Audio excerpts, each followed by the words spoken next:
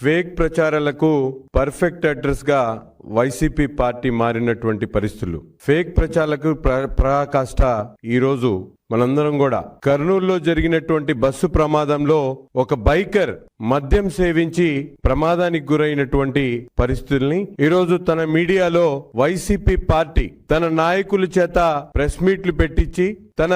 Blue మీడియాలో ఈరోజు belt కొంపలు ముచ్చింది, బెల్ట్ షాపుల మధ్యమే అంటూ నిస్సిగ్గుగా రాసినటువంటి పరిస్థితులు చూస్తా ఉంటే ఈరోజు నిజంగా వీళ్ళ వైసీపీ ఫేక్ ప్రచారానికి ఇది పరాకాష్ట. ఎందుకంటే రాష్ట్ర ప్రజలందరికీ కూడా తెలుసు, ముఖ్యంగా తండ్రి మరణం దగ్గర నుండి, తండ్రి రాజశేఖర రెడ్డి గారి ప్రమాదం దగ్గర నుండి, వివేకానంద రెడ్డి గారి హత్య కానివ్వండి, అమరావతిని భ్రమరావతి అంటూ ఫేక్ ప్రచారం చేసినటువంటి సంఘటనల దగ్గర నుండి, ఇన్సైడ్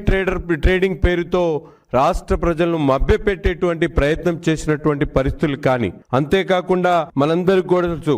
పింక్ డైమండ్ పేరుతో గగ్గోలు పెట్టినటువంటి ఫేక్ ప్రచారం కానీ, ఇవన్నీ రాష్ట్రంలో కోడికత్తి కేసులు కానీ, ఇవన్నీ కూడా ఈరోజు వైసీపీ పార్టీ చేస్తున్నటువంటి ఫేక్ ప్రచారానికి ఒక లెక్క అయితే, ఈ రోజు శవ రాజకీయాలకు రాబంధువులు కూడా సిగ్గుపడేటువంటి విధంగా వీళ్ళ ప్రచారాలు చూస్తా ఉంటే నిజంగా బాహ్య ప్రపంచం అంతా కూడా నవ్వుకునేటువంటి పరిస్థితులు ఉన్నాయి.